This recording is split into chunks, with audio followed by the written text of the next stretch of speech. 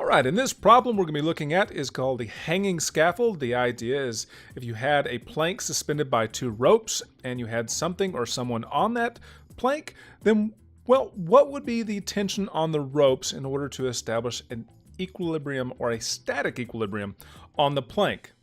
So let's actually look how to solve this. Now, first things first, we need to get the dimensions of the drawing, and there is a scale. Every two segments on the graph is actually 0.5 meters and also 0.5 kilograms of mass. Now, with this particular scale, it's going to be a little odd because it's about 4.75 meters long. So, and the halfway point is going to be half of that. And not only that, but the object is not sitting in a place that's, right on a number. It's actually in the middle between the two. So it's around 1.375 meters. So using the scale, that's kind of the numbers we get. So let's go ahead and draw those down. So there's all the information from the picture. We have a mass of 4 kilograms, and we have a length of 1.375 where that mass is located. The center of mass is going to be basically half of 4.75, and of course the mass of the plank would be 4.75 kilograms as well. So let's solve this thing. First step in solving it is make a picture. We want a simplified drawing of just the plank. We don't care about the mass that's on top of the plank. We don't really care about what's going on with the ropes and what they're attached to. It's just kind of focusing on the plank. Now in the drawing, I have the forces of the weight of the object that's on the plank and the weight of the plank itself. And we also have the forces of the two tensions. Now, the physics part of this tells me that that force should be greater. So my thoughts on this is that this would have to be a larger force than the force on the right side. So that's why they're drawn the way they are. And also, I also drew the distances. Now I drew them from one side, and there's a reason for that. And we're going to kind of get to that later. But that's how I drew the picture originally, from this side, the left side of the plank. Now, the next thing to do is, of course, label everything. So we have a nice simplified drawing that's labeled. I put T1 here, I put T2 over there. I made the length 2T2L and the length to the center of mass, half of that. And of course, X is the length from the left side to where the mass is located. And of course, the weights are just the mass of the object times the acceleration of gravity. In the case of the plank, it's the mass of the plank times the acceleration of gravity. So that's our simplified drawing. Now from there, we can go to the next step. And that's actually talking about the physics concepts at hand. Well, first of all, we're talking about static equilibrium. That's the important thing. So the conditions for static equilibrium is, number one, you have to have a net force equaling 0. And number two, you have to have a net torque equaling 0.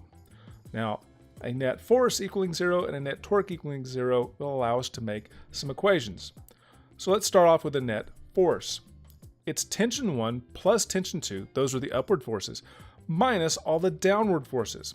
So if you can see, M1G plus M of the plank times G, those down would actually wind up giving you the weight pulling against those ropes. So all of those added together, you would wind up getting a 0 value for your net force. Now for the torque, it's a little bit more complicated. For the torque, the first thing we have to do is we have to pick a pivot. Because this thing is actually in static equilibrium, it's not going to rotate. But in order to do torque, you have to know how far away from the pivot is the force applied. So we have to pick a pivot. So I'm picking the left side, and there's a reason I'm doing that. If I pick the left side, then the torque supplied by T1 would be 0 because it's on the pivot point. It would have no lever arm. And that would actually exclude it from the equation that I'm going to make. And that would then allow T2 to be the equation. But basically, you could pick the other side. You could pick your T2 to be the side you eliminate. Now, I would not suggest picking any other place other than one of those two, because then you'd be left with two unknowns and it would be causing some difficulty in your equation. So once you picked your pivot, you can start writing the torques down. Now, T2 times L would be counterclockwise, so it's positive, minus the two clockwise torques. Now, clockwise meaning that these things would try to rotate the plank in a clockwise fashion, whereas T2 tries to rotate it counterclockwise. And so we just take the length of the lever arm times that perpendicular force, and that would give us our torque. So that's where the torque equation came from.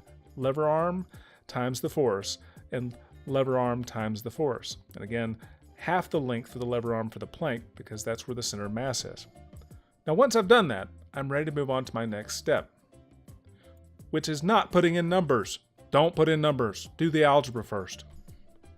So let's start with the torque equation, because with the torque equation there's only one tension in it, whereas in the force equation there's two tensions, and I'm going to need to use that later. So doing some algebra, I'm just basically going to solve for what T2 is from the variables I've been given. And so I just move everything over. And at this point I'm pretty much done, but you know, if you like to mess with some more algebra, you can clean it up and make it a little more tidy. Now that would be my tension 2 equation. It's just the acceleration of gravity times the mass of the person or the thing on the plank times the distance that person or thing is located divided by the length of the plank, plus the mass of the plank divided by 2.